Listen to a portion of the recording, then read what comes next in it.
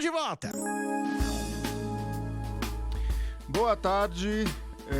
Para quem não me conhece, meu nome é Antônio Carlos Albuquerque, eu sou o fundador e criador da Ideia de Impacto. Esse é o programa semanal, seu espaço sobre empreendedorismo, inovação, negócios de impacto e responsabilidade corporativa. O programa vai ao ar ao vivo toda segunda-feira, 1h da tarde, e também rolam as reprises, sexta-feira, às 16 horas, sábado às 19 e domingão às 11 horas da manhã, aqui pela Rádio Geek, no www.radiogeekbr.com.br. Os programas rolam ao vivo através da página do Facebook da Rádio Geek, no Rádio Geek BR. E acompanhem também as novidades desse programa e de outros programas em todas as redes sociais da Rádio Geek, @Rádio Geek BR, Instagram, Facebook, Twitter. E as redes também da Ideia de Impacto, @Ideia de Impacto. Você pode participar do programa ao vivo, mandando suas perguntas, dúvidas, crises existenciais pelo WhatsApp no 973-1366-17, o DDD de São Paulo, 11. E agora a gente entra no segundo bloco do programa, falando com o Elvio no momento Doutor Orçamento. Elvio, tudo bem? Boa tarde, Antônio. Tudo bem, e você? Tudo tranquilo? Graças a Deus. Maravilha. Passou bem o final de semana, enfim? Passei bem, graças a Deus. Bom, hoje a gente vai falar de um tema que interessa muita gente. A gente tem aí a criação das plataformas digitais de contabilidade. Todo mundo sabe, e aí a gente já falou sobre esse assunto, de que sim, senhoras e senhores, vale a pena manter e ter um contador, uma empresa de contabilidade para gerenciar a sua empresa. É um investimento e um custo que precisa ser considerado, porque tem uma questão de planejamento, de prestar as contas, de pagar os impostos, apresentar os relatórios. Mesmo as empresas pequenas, que têm os regimes ou sistemas tributários, digamos, mais simples que hoje em dia existem, isso é fundamental. Evita problemas não só legais de tributários, mas também problemas de gestão. Facilita a vida. E aí, parte desse processo, não é à toa que o sistema de inovação ficou atento a essas demandas e várias plataformas digitais de contabilidade surgiram. No programa anterior, eu provoquei o Elvio dele fazer a lição de casa e dar uma fuçada nessas plataformas e ver como elas funcionavam, o que não funcionava, enfim. E ele vai compartilhar um pouco dessa experiência com a gente hoje. Então, bora lá. Feita a lição de casa, Elvio, como é que você percebeu aí, qual foi a tua visão, tua análise dessa inovação aí das plataformas digitais de contabilidade? Eu vou separar em dois grupos de contabilidade. Tá?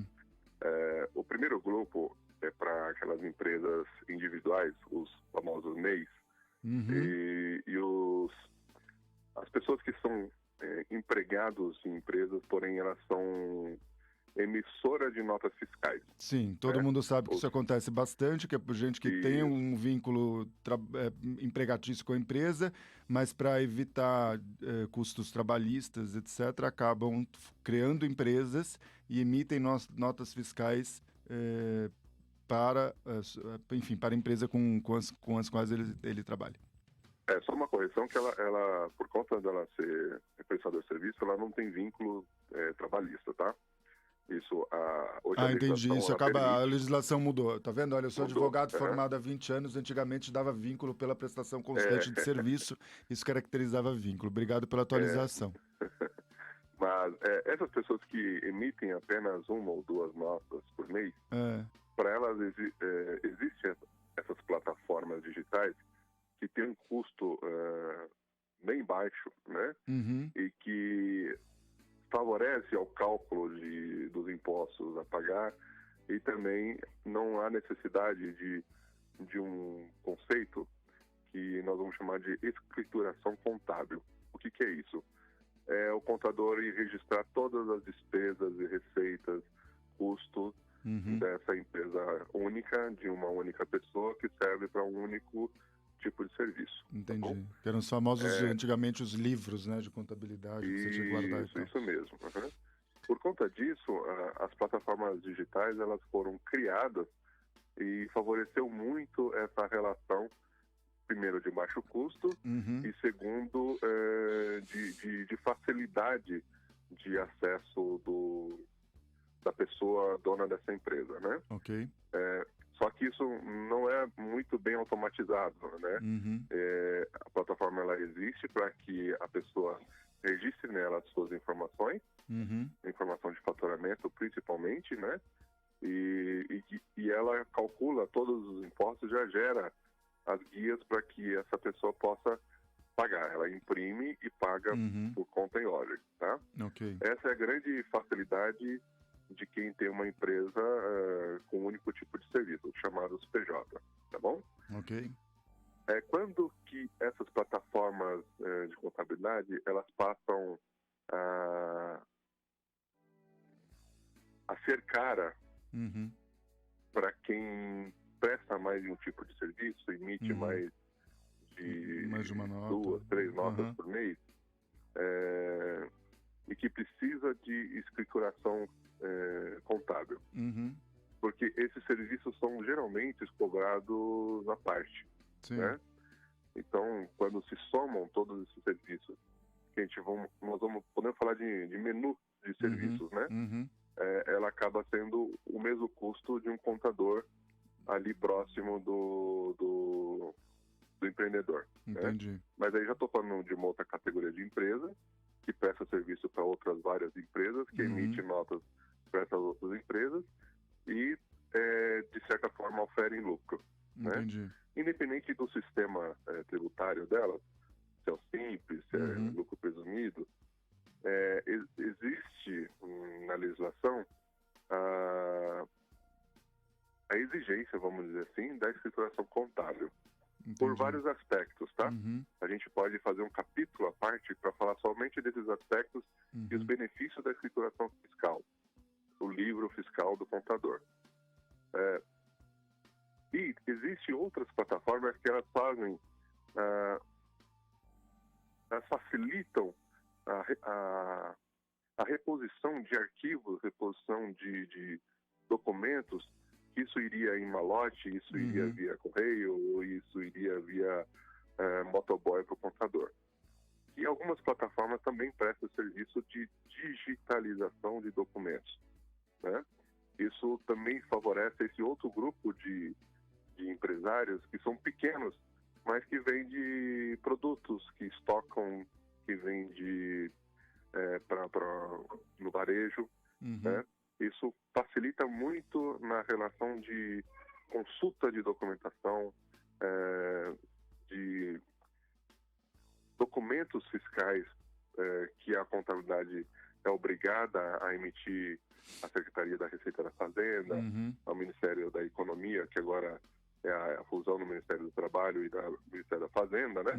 E que também facilita muito a vida do empreendedor, né?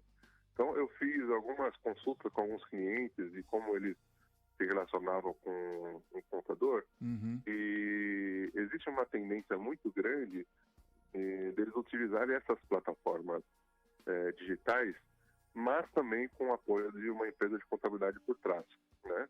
Isso por quê? Pelo fato de a exigência de outros tipos de certificados, outros tipos de escrituração, que anualmente os contadores prestam para o Ministério da Economia e Receita dos Estados, tá bom? Entendi. Que isso o empreendedor, ele não fica, é transparente para eles, né?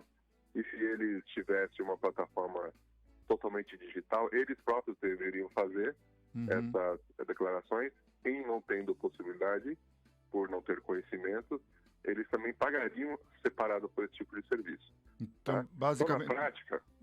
Pode falar. Na prática, o serviço de contador ainda é indispensável, né?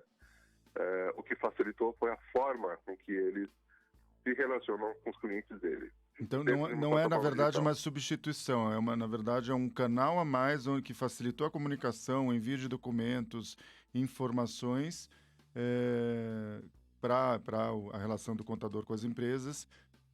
E esse foi o nicho. Então, você tem uma situação, só para recapitular, a gente tem uma situação das plataformas que sim são ótimas para quem tiver uma pequena empresa, uma MEI, que emite pouca nota ou emite uma nota para uma ou duas ou três notas para um prestador de serviço.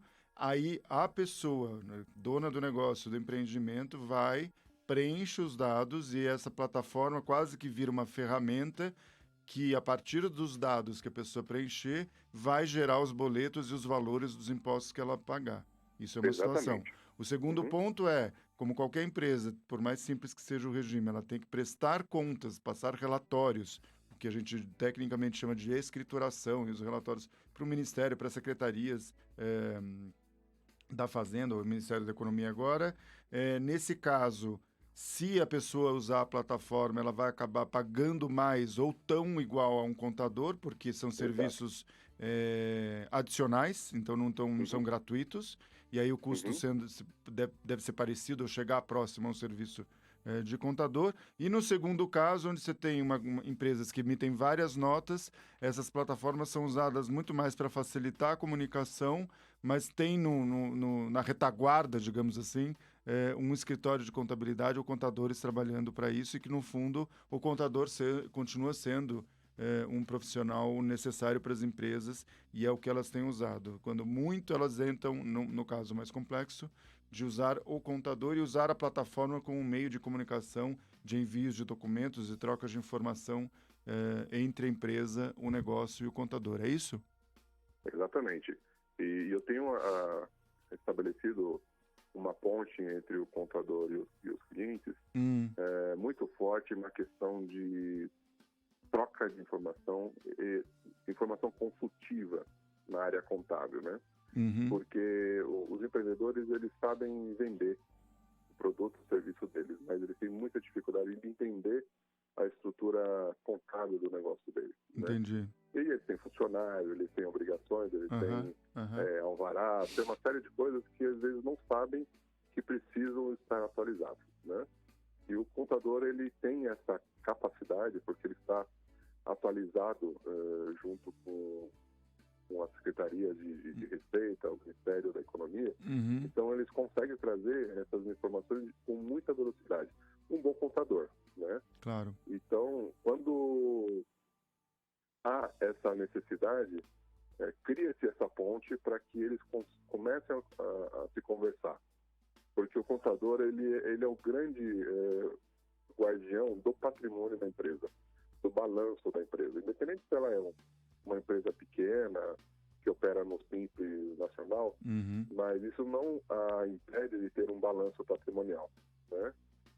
Isso eu tenho mostrado a importância dos meus clientes, e eu uso até uma brincadeira que eu faço, que como tem um programa que existe um sócio administrador, e ele fala uma coisa muito séria. A empresa que não conhece seus números não conhece o seu negócio, né? E o contador está lá para mostrar os números que essa empresa está gerando, tanto de lucro, ou prejuízo, ou geração de estoque, avaliação de estoque. Tudo isso o contador, através da documentação que ele recebe da própria empresa, ele consegue traduzir isso em relatórios, né? Só que essa ponte, ela foi no meio do caminho, ela foi sendo queimada, né, entre o contador e o empreendedor, trazendo grandes dificuldades de comunicação. Isso precisa ser resgatado, né? Porque, por um lado, precisa-se de vários clientes para fazer um faturamento para sustentar um escritório de contabilidade. Sim. Só que, do outro lado, tem vários empreendedores que precisam daquele serviço no tempo exato, com a dedicação correta e com a informação, melhor do que tudo, correta também, né? Então, esse é o grande desafio dos escritórios de contabilidade, principalmente os pequenos, tá, Antônio? Sim. É se aproximar do empreendedor e ajudá-lo a fazer a gestão do negócio, olhando os números, olhando os resultados, só que e para ele tomar decisão, né? Sim. E isso ainda não é suficiente, mas isso é um grande passo para que o empreendedor conheça os seus números, conheça o seu negócio, conheça o que ele está gerando de lucro no seu negócio, independente de ser lucro presumido ou Simples Nacional. Entendi. O resumo da ópera... Desculpa, fala, pode continuar. Fiscal, né? É só tratamento fiscal essas siglas. O bom, correto, é ele entender se o negócio dele gera lucro ou prejuízo. A gente tem normalmente uma relação com o contador mais de prestação de responsabilidade de relatórios, essas coisas. A gente procura os contadores, né, mais por conta disso do que numa questão de olhar os números e aí, a partir dos números, fazer a gestão do seu negócio, que é uma questão de educação dos empreendedores, dos pequenos negócios, grandes negócios, médios negócios, não interessa. E por isso, inclusive, a ideia do bloco Doutor Orçamento, para ir passando essas dicas e essa educação financeira, né, para ter uma vida saudável, para que o negócio tenha uma vida saudável independente do tamanho dele. Resumo da ópera: contador, a relação com o contador é uma relação absolutamente necessária e fundamental, que vale o investimento. Então, qualquer empresa, qualquer negócio tem que se organizar e dar um jeito de ter esse contador. No caso das pequenas empresas que emitem uma ou duas notas para o mesmo prestador de serviço, as plataformas ajudam a partir das informações que o dono do negócio colocar para poder gerar os impostos e pagar.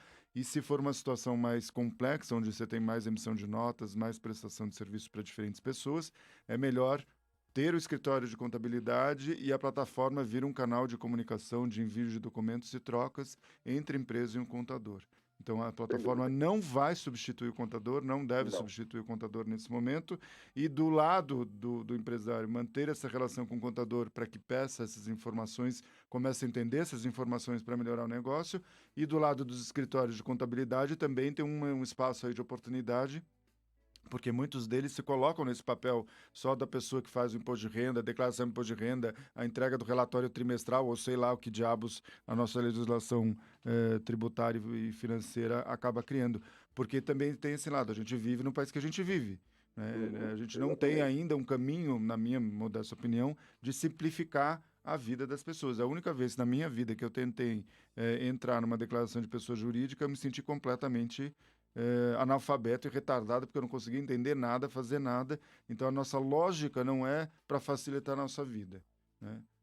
E aí, nessa situação, não estou dizendo que ela é o ideal, mas é o que a gente vive, a gente usar isso para aprender, e o contador também deixar de ser simplesmente um cara que vai fazendo um relatório e passa a ser uma pessoa que possa ajudar as pessoas a gerenciar. E eu e você, ao longo desse 1 ano e tanto de programa, a gente sabe o quanto é importante, né? Mas tem um exercício aí de traduzir toda essa questão de gestão, todos esses termos técnicos, toda essa informação, para que as pessoas, a Dona Maria, o seu João, que está montando lá sua barraquinha, que tem o seu boteco para vender a sua coxinha, ou vende bolo, ou o que quer que seja que a empresa faça, que isso seja entendível e compreendido para as pessoas, porque assim elas vão melhorar a vida delas, né? Então, esse é o nosso papel aqui.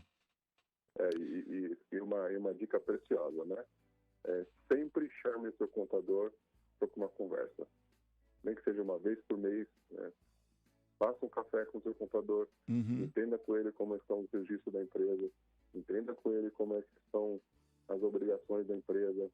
Se a empresa não tem nada que precisa ser regularizado, faça esse trabalho de puxar o contador para o teu lado, né? Dessa forma, ele vai ficar... Isso é certo, tá, Antônio? Ele vai ficar muito feliz em prestar um serviço para uma empresa que quer usar o teu serviço. Isso fideliza, isso aproxima, né? É uma questão muito mais de comunicação do que de obrigação. Claro, vira um outro relacionamento, né? Tem muitos espalhados, né? Bons, muitos ruins também. A gente sabe que em todas as profissões tem os excelentes, os bons e os ruins, né? E o empreendedor precisa ter essa consciência de quem está assessorando ele, está assessorando de forma de qualidade e assertiva, né? Essa é a grande dica do dia. Maravilha.